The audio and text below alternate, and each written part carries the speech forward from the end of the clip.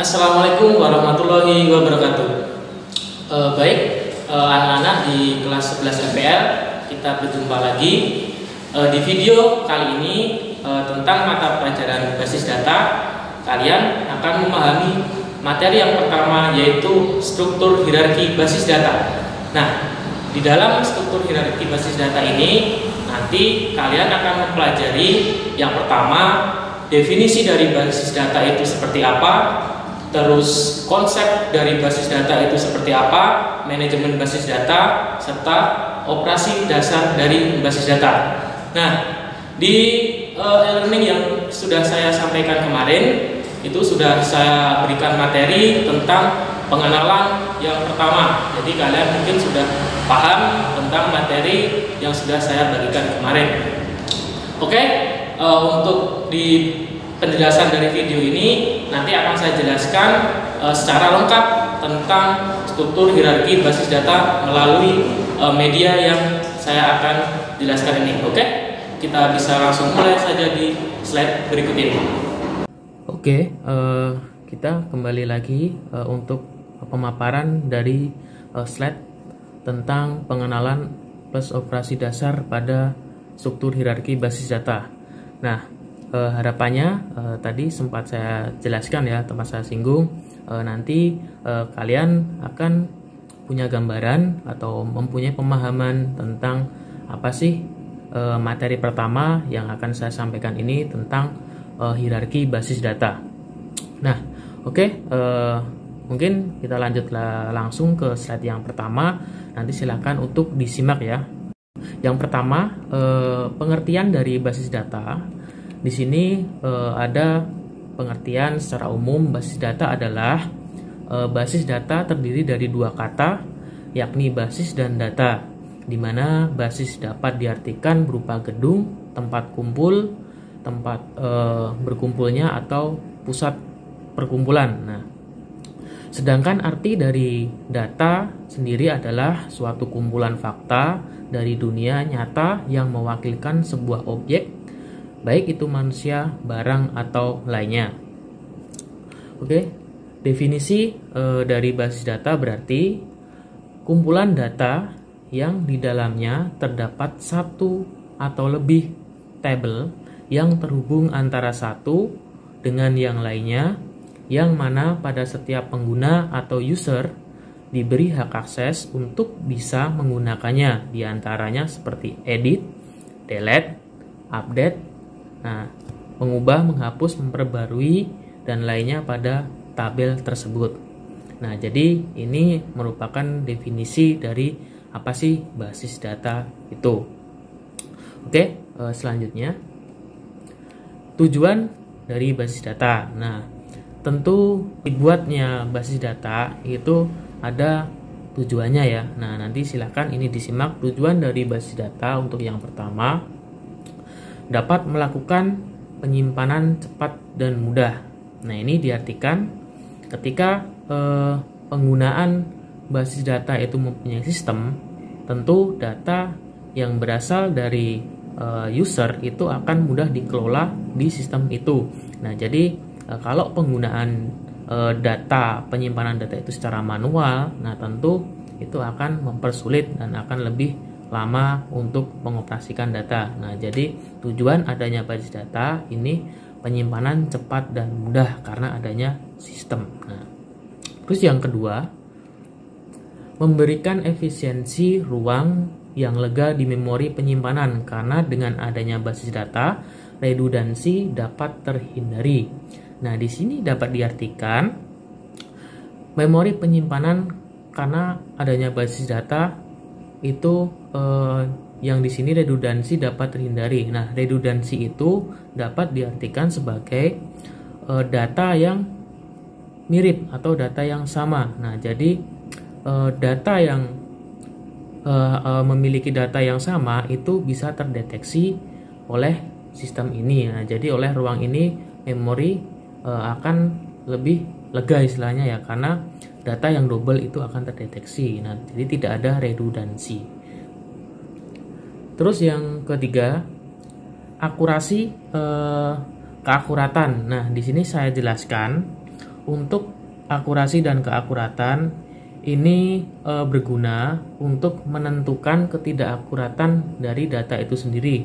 Jadi pengkodean atau pembentukan relasi antar data bersama dengan penerapan aturan keunikan data yang secara ketat dapat diterapkan dalam sebuah basis data. Nah, ini jadi data itu lebih akurat seperti itu. Terus yang selanjutnya nomor keempat, ketersediaan availability data.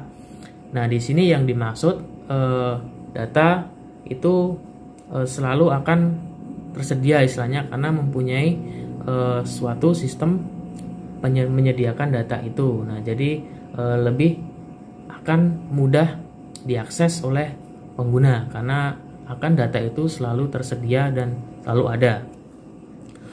Oke, yang selanjutnya kelengkapan atau completeness. Nah, data dapat melakukan berupa perubahan struktur dalam basis data. Nah, jadi tujuan basis data termasuk dalam kelengkapan data itu juga berpengaruh karena data yang sudah diolah tentu akan lebih mudah kita membuat sebuah struktur yang bisa dimengerti. Nah, jadi data itu dimasukkan ke dalam sistem, terus diolah oleh sistem, tentu itu akan memudahkan kita juga. Terus selanjutnya security atau keamanan. Nah, security atau keamanan data adalah dasar dari ketentuan berupa perubahan struktur dalam basis data. Mengakses basis data serat berbagai objek yang terdapat di dalamnya dan menentukan berbagai jenis apa saja yang boleh digunakannya. Di dalam basis data itu ada security. Nah, ini yang paling juga yang menjadi perhatian kita semua karena basis data, dalam sebuah basis data itu juga mempunyai sebuah security atau pelindung data. Nah, jadi kenapa adanya security ini? Nah, jadi untuk data yang ada di dalam suatu, misalkan saya ambil contoh di satu sekolah, nah itu tidak mungkin atau tidak bisa terhindar bagaimana supaya tidak bisa diakses oleh pengguna lain. Nah, jadi hanya bagian administrator atau pengolah data yang hanya bisa mengakses. Nah, jadi tindakan security atau keamanan data ini juga diperlukan. Nah, jadi selain itu tujuan basis data juga security. Nah, jadi dapat diambil kesimpulan bahwasanya keamanan basis data itu lebih terjamin ketika kita membuat data dan disimpan di dalam sebuah sistem.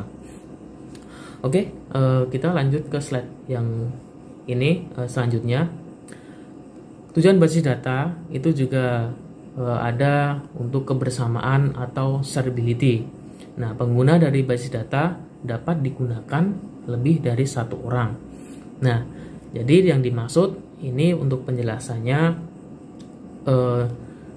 pengguna sistem basis data itu nggak hanya untuk satu orang. Nah, jadi bisa yang mengolah data itu bisa lebih dari satu orang. Nah, jadi kita bisa membagikan ke beberapa orang untuk mengolah data itu. Nah, jadi lebih mudah, efisiensi waktunya itu juga lebih cepat. Nah, daripada kita membuat data secara manual disimpan di dalam arsip lemari. Nah, itu juga akan mempengaruhi keakuratan data, ketersediaan data tadi, terus kelengkapan datanya. Nah, jadi akan sulit kita untuk mencari data itu.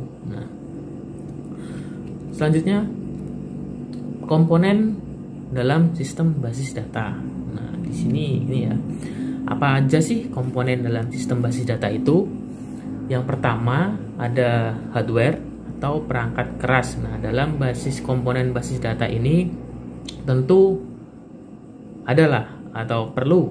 Nah, yang diperlukan untuk terjadinya data itu bisa kita gunakan atau berjalan sesuai fungsinya. Jadi maksud dari komponen sistem basis data ya, adanya hardware atau perangkat keras. Nah, dari sini diambil contoh hard disk atau perangkat komunikasi jaringan. Nah, hard disk untuk apa? Tempat media penyimpanan. Nah, ini bisa ditambahkan juga dengan penyimpanan sementara atau seperti flash disk. Nah, itu juga bisa untuk sebagai penyimpanan. Perangkat komunikasi jaringan tentu. Nah, ini ada internet, ada layanan internet. Itu juga bisa mempermudah kita bertukar informasi data itu ke bertukar informasi data ke data yang lain menggunakan internet. Oke, terus selanjutnya adalah ada operating system atau sistem operasi. Nah, komponen sistem basis data ini harus ada sistem operasi. Nah, tentu jelas kalau ada perangkat keras, ada sistem operasinya. Nah, sistem operasinya apa yang bisa kita ambil contoh? Nah, seperti sistem operasi Windows atau Linux atau Unix. Nah, seperti itu tentu perlu dalam adanya basis data itu. Nah, itu terserah kalian mungkin menyukai sistem operasi Windows atau Linux, itu bisa kalian pahami sendiri tentang sistem operasi ini. Terus yang selanjutnya adalah database atau basis data. Nah, ini jadi komponen sistem basis data ada basis data itu sendiri. Jadi intinya itu basis data itu sendiri. Jadi ada data itu. Nah, ada data itu berupa tadi, data itu bisa berupa informasi yang akan kita olah. Nah, bisa berupa tabel di sini ya. Saya ambil contoh, bisa berupa tabel atau berupa data informasi yang berbentuk yang lain. Nah, terus selanjutnya komponen sistem basis data yang nomor 4 ada DBMS atau Database Management System. Database Management System atau biasa disingkat dengan DBMS ini adalah sistem pengelola basis data, yaitu program aplikasi khusus yang dirancang guna membuat dan mengelola database yang tersedia. Sistem ini memiliki isi koleksi data dan set program yang dipakai untuk mengakses database tersebut. Nah, ini nanti yang akan menjadi bahan ajar pokok kalian tentang DBMS ya. Ini diingat, Database Management System. Nah, DBMS ini adalah media untuk mengelola atau mengakses database tersebut. Nah, di sini saya ambil contoh DBMS itu ada MySQL, ada Oracle, ada Postgre. Nah, ini saya ambil contoh di sini ketiga itu, tapi ada yang lain mungkin bisa kalian cari sendiri sumber di internet tentang contoh dari DBMS. Nah, pada praktikum basis data di kelas 11 ataupun lanjut nanti di kelas 12, nah, kalian akan disuguhkan untuk DBMS manajemen basis data ini menggunakan MySQL ya, MySQL. Nah, insya Allah kemungkinan juga akan menggunakan Postgre. Nah, nanti akan diajarkan yang pertama MySQL dan Postgre SQL. Nah, ini di bawah sudah ada contoh-contohnya, ada MariaDB, MySQL, Postgre SQL. Nah, ini masing-masing DBMS ini mempunyai kelebihan dan kekurangan atau karakteristik tersendiri. Ini bisa kalian cari sendiri atau otak-atik sendiri ya tentang DBMS ini. Nah, untuk yang materi yang akan nanti di semester 3 asal ini, kalian akan fokus di MySQL. Nah, oke, selanjutnya ada program aplikasi. Program khusus untuk melakukan pengisian, pengubahan, atau pengambilan data yang mudah dalam pemakaiannya. Nah, jadi sini ketika sudah ada database, nah terus bagaimana sih kita melakukan manipulasi database itu, seperti melakukan perubahan atau memberikan atau menginput database itu atau mengambil data itu. Nah, tentu harus ada yang namanya program aplikasi. Nah, program aplikasi di sini saya ambil contoh NetBeans atau Visual Basic. Nah, biasanya karena digunakan program NetBeans dan Visual Basic, kalian juga sudah tahu ya, ada di kelas 1 bagaimana membuat form login atau menyimpan informasi yang kita inputkan kita masukkan di dalam sebuah database. Nah, seperti itu. Yang selanjutnya ada pengguna. Nah, jadi komponen sistem basis data tentu setelah ada beberapa poin tadi, ya ini ada yang pengguna yang mengoperasikan seperti itu. Jadi pengguna atau user ini nanti akan dibagi menjadi beberapa kategori ya. Tentunya ada pengguna sebagai admin, pengguna sebagai user yang seperti apa, ada user analis atau user yang mungkin untuk user umum. Nah, seperti itu. Jadi kita juga akan ini istilahnya pengguna. Kita salah satu juga pengguna database, bisa diartikan sebagai user seperti itu.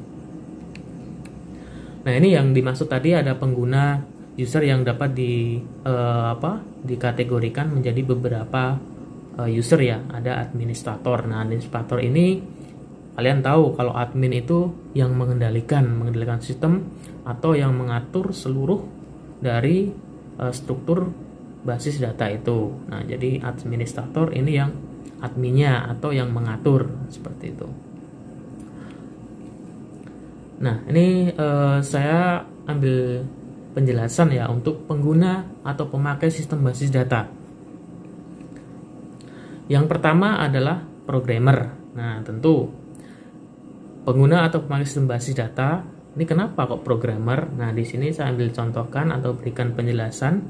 Ada DML atau Data Manipulation Language. Nah, di sini DML itu akan kalian pelajari besok mungkin di pertemuan kelima ya, kalau nggak salah kelima. Kita akan secara terus menerus kita membuat sebuah penjelasan atau mempraktekkan tentang DML. Nah, kenapa programmer? Karena di DML ini seorang user atau seorang programmer akan membuat sebuah query atau membuat sebuah query. Query itu ada di dalam bahasa pemrograman. Nah, jadi query database nanti juga di penjelasan yang akan selanjutnya akan saya jelaskan ya tentang query di basis data. Nah, jadi programmer kalian sudah paham lah kalau programmer itu yang yang ngetik coding. Nah, seperti itu, yang membuat sistem. Nah, ada user umum. Nah, user umum ini yang dimaksudkan adalah user yang menggunakan fitur yang sudah ada. Jadi fitur yang ada, nah tinggal kita menggunakannya, tinggal kita mengaplikasinya sesuai kebutuhan. Nah, jadi sudah ada aplikasi, nah kita tinggal memakai. Nah, itu namanya adalah user umum. Nah, sama seperti kalian mendownload aplikasi, memakai. Nah, itu merupakan user umum. Nah, seperti itu. Terus selanjutnya ada user analyst. Nah, user analyst ini yang bagian istilahnya yang agak expert atau yang agak menganalisa data tersebut untuk keperluan khusus. Nah, jadi ada user analyst ini yang terakhir ya. User analyst itu bisa diartikan ketika data itu digunakan oleh user analyst untuk keperluan apa khusus. Itu saya ambil contoh di sini adalah decision making ya, atau pengambilan keputusan atau sistem pengambilan keputusan, ataupun sistem pakar atau AI ya, atau kecerdasan buatan itu. Nah, jadi keperluan khusus untuk sistem pakar, sistem pendukung keputusan. Jadi database itu atau data yang ada dianalisa untuk keperluan khusus. Nah, jadi ada sistem pakar, sistem pendukung keputusan, atau kecerdasan buatan. Nah, seperti itu. Selanjutnya, arsitektur sistem basis data. Arsitektur sistem basis data yang pertama itu ada level internal atau struktur penyimpanan basis data level terendah. Nah, level terendah itu bisa dinamakan adalah byte. Nah, di kategori basic level. Nah, jadi ini ya arsitekturnya basis data di gambar itu sudah ada. Yang paling rendah itu adalah physical atau dikategorikan sebagai level fisik internal. Terus yang kedua ada level konseptual atau logic. Nah, di atas dari internal itu ada level logic. Nah, struktur basis data secara menyeluruh untuk semua pemakai. Nah, jadi contoh di sini ada level konseptual. Logic itu ada file pribadi, file penjualan, atau file-file yang berbentuk tabel. Terus selanjutnya level eksternal atau view level. Nah, skema basis data yang bisa dilihat oleh pemakai jika diperlukan saja. Contoh, siswa hanya bisa mengakses halaman depan suatu website. Nah, ini kalian pasti sudah punya gambaran kan? Arsitekturnya sistem basis data itu yang sering kalian pahami atau yang sering kalian punya gambaran lah, itu adalah di level eksternal. Di level eksternal ini kenapa? Karena saya ambil contoh.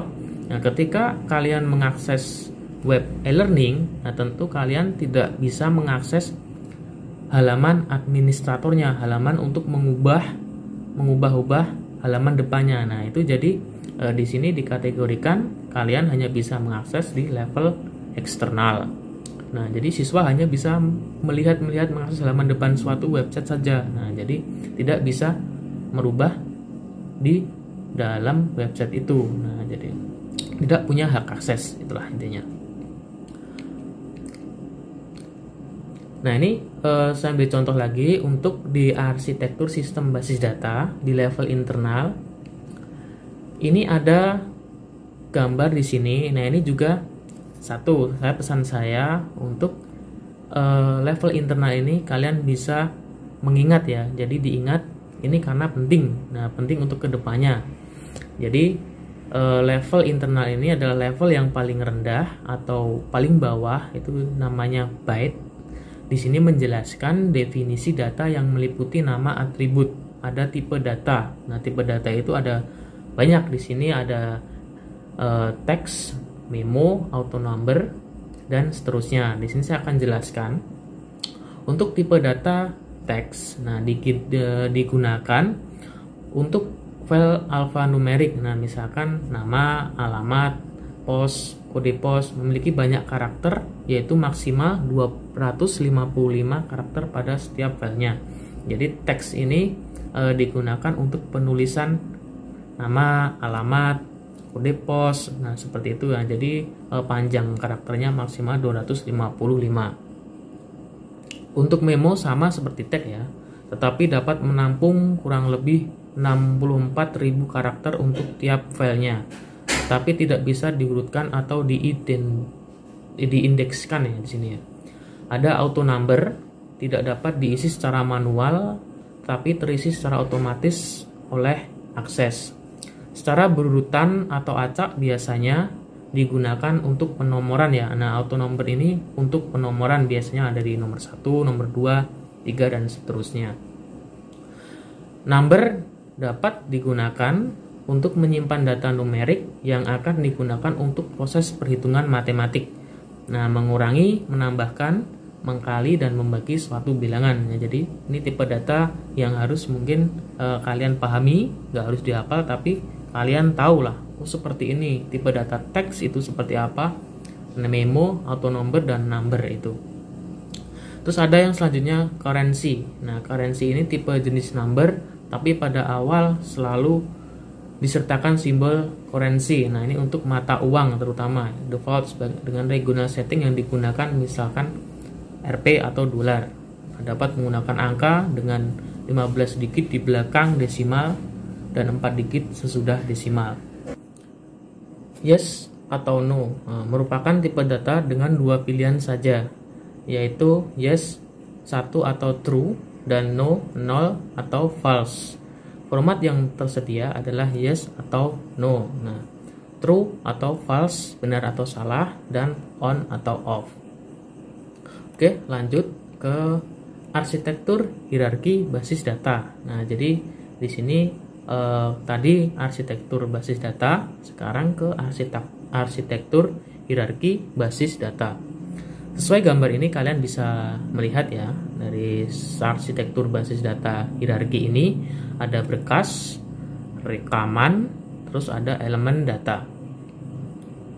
Data diorganisasikan ke dalam bentuk elemen data atau file, rekaman atau record, dan berkas atau file. Definisi dari ketiganya adalah sebagai berikut. Elemen data adalah satuan data terkecil yang tidak dapat dipecah lagi menjadi unit lain yang bermakna. Selanjutnya, rekaman atau record merupakan gabungan sejumlah elemen data yang saling terkait. Nomor 3, ada berkas atau file. Berkas adalah himpunan seluruh rekaman yang bertipe sama. Nah, jadi yang paling terakhir di sini sesuai gambarnya, berkas ada yang di paling atas. Nah, jadi berkas itu menampung segala rekaman dan elemen data. Nah, selanjutnya adalah model basis data. Model basis data terbagi menjadi 3. Ada model database hierarki yang kita pelajari saat ini, ada model database jaringan, dan model database relasi. Kelemahan dari hierarki basis data ini saya paparkan secara umum saja ya. Jadi kelemahan hierarki basis data ini ketidakmampuannya dalam mengelola hubungan banyak ke banyak, many to many, sehingga apabila ada jenis hubungan ini pada model database, maka banyaknya redundansi database tidak dapat relakan lagi. Nah, terus dari kelebihan hierarki basis data ini, model database ini terletak pada keteraturan struktur yang ditunjukkannya dan hanya sangat cocok untuk sistem yang keterkaitan atau hubungan antara recordnya mengikuti struktur hierarki. Kalian bisa pahamilah, jadi kelemahan hierarki dari basis data, terus kelebihannya seperti apa. Ini adalah referensi. Kita lanjut tentang operasi basis data. Nah, kita lanjut ke slide berikutnya. Ada operasi basis data yang akan saya sampaikan. Nah, di sini ada gambar database, ada DBMS, terus aplikasi dan user. Nah, ini apa kira-kira yang kalian pahami dari gambar ini? Nah, silakan kalian bisa jawab ini di kolom komentar. Kalimat singkat sajalah. Kalian apa yang ada di pikiran kalian tentang gambar ini? Ada database, mengarah ke database management system, terus ada aplikasi dan user. Nah, silakan kalian analisa dan jangan lupa tulis analisa kalian, hasil analisa kalian di kolom komentar. Oke, saya tunggu ya. Jangan sampai lupa dikasih nama. Nama harus nama formal, tidak boleh nama-nama yang nama yang aneh. Nah, jadi termasuk dalam kalau kalian menggunakan komunikasi itu juga sampaikan komunikasi itu dengan baik. Nah, nama juga termasuk dalam komunikasi. Jadi ubah nama kalian yang ada di YouTube menjadi nama formal kalian. Operasi dasar basis data. Nah, di sini ada beberapa file ya untuk operasi dasar basis data. Yang pertama, nanti kalian akan ada poin-poin yang akan kalian pelajari. Nah, operasi dasar basis data yang meliputi ini juga penting dan wajib kalian tahu sejak dini. Nah, jadi di operasi dasar basis data ini kalian besok akan lebih intern lagi atau lebih fokus lagi ke operasi ini seperti ini. Nah, jadi apa saja operasi dasar basis data itu? Yang pertama ada create database. Nah, create itu berupa buat atau membuat database. Nah, kalau digabungkan menjadi create database, pembuatan basis data baru yang identik dengan pembuatan lemari arsip yang baru. Terus yang kedua ada drop database. Nah, di sini drop itu berarti perintah untuk menghapus database. Kalau drop database berarti menghapus database yang diidentik dengan perusakan lemari arsip, nah, atau penghapusan basis data. Terus ketiga ada pembuatan file atau tab tabel baru ke suatu basis data. Di sini dapat diartikan dengan create table. Nah, identik dengan penambahan data baru atau penambahan arsip baru. Nomor 4 itu ada penghapusan file dari basis data. Nah, tadi sudah ya untuk penghapusan, tetapi di sini adalah penghapusan file. Nah, jadi ada perbedaan ketika kalian melakukan drop database, itu berarti semua database atau isi dari database itu akan terhapus semua. Nah, tapi di sini adalah drop table. Nah, jadi yang dihapus itu hanya tabel-tabel tertentu yang kalian hendaki untuk dihapus. Jadi tidak menghapus keseluruhan isi dari database. Jadi drop table untuk penghapusan tabel dari suatu basis data. Selanjutnya nomor 5 adalah penambahan atau pengisian data baru ke sebuah file di sebuah basis data. Ada melakukan penambahan. Nah, ini nanti kira-kira query-nya apa sih untuk melakukan penambahan dalam basis data. Ada pengambilan data dari suatu file, pengubahan dan penghapusan data dari sebuah file. Nah, ini sampai 8 poin ini nanti terdapat query atau query pemrograman ketika kalian masuk di materi-materi yang akan datang. Nah, jadi ini yang perlu kalian ingat, perlu kalian pelajari dari sekarang, dan perlu kalian praktekkan sejak sekarang tentang operasi dasar basis data dan cara pengoperasiannya. Nah, di sini karena ini baru teori, jadi saya jelaskan seperti ini. Nanti untuk praktikumnya akan di lain waktu. Penerapan basis data. Nah, jadi dengan adanya basis data ini, siapa sih yang kira-kira menggunakan basis data itu? Kira-kira penerapan di lingkungan sekitar kita atau di kehidupan kita sehari-hari itu diterapkan di mana saja. Nah, di sini saya ambil contoh. Hampir di semua aspek pemanfaatan perangkat komputer dalam sebuah organisasi atau perusahaan senantiasa berhubungan dengan basis data. Perangkat komputer dalam suatu organisasi atau perusahaan biasanya digunakan untuk menjalankan fungsi pengelolaan sistem informasi. Dan basis data merupakan salah satu komponen utama dalam setiap sistem informasi. Tidak ada sistem informasi yang bisa dibuat dijalankan tanpa adanya basis data. Nah, ini bisa diambil poin penting ya. Jadi ketika adanya basis data, itu yang komponen utamanya adalah penggunaan sistem informasi. Jadi ketika ada sistem informasi, berarti di situ ada penggunaan basis data. Secara lebih teknis atau nyata, nah ini bidang-bidang fungsional yang telah umum memanfaatkan basis data demi efisiensi waktu dan ruang, akurasi dan kecepatan operasi antara lain kepegawaian. Nah, untuk berbagai perusahaan yang memiliki banyak pegawai. Di sini diambil contoh perusahaan ya. Perusahaan itu yang mempunyai banyak pegawai. Di situ juga ada sistem informasi kepegawaian. Jadi di dalamnya pasti ada basis datanya. Ada pergudangan, inventory untuk perusahaan manufaktur, grosir, apotek dan sebagainya. Ada akuntansi untuk perusahaan. Ada reservasi untuk hotel, pesawat, kereta api dan lain-lain. Nah, jadi ini penerapan basis data di bidang fungsional. Nah, jadi ada kebagian pergudangan, ada reservasi untuk hotel, pesawat dan lain-lain ya. Jadi ini penggunaan basis data secara fungsional.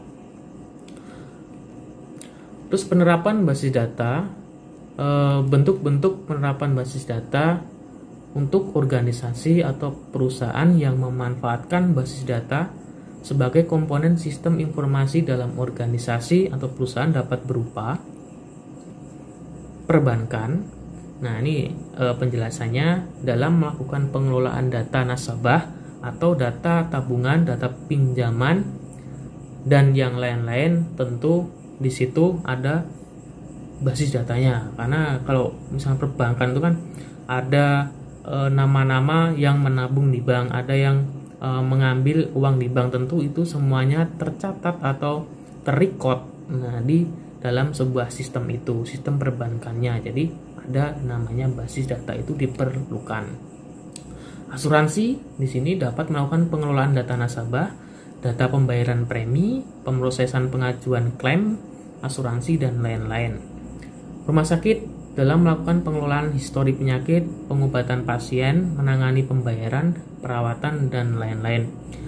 Nah, kalian punyalah gambaran tentang penerapan basis data ini. Oh, ternyata ketika kalian pergi ke perpustakaan, mau mencari buku, ngetik di sistem, mengetik nama buku, ternyata ada kalian menemukan buku itu. Nah, jadi di dalam perpustakaan ketika kalian mencari buku itu lewat sistem perpustakaannya, di situ nampak ada yang pertama ada gambar buku, ada nomor buku, dan ada jumlah stok buku. Nah, di situ kenapa ada kok bisa seperti itu? Nah, itu yang dinamakan dengan penerapan basis datanya. Jadi di dalam sebuah sistem informasi itu, di dalamnya ada basis data yang sudah terekam atau yang sudah diinputkan, jadi bisa kita gunakan untuk mencari informasi yang tersedia. Nah, jadi itu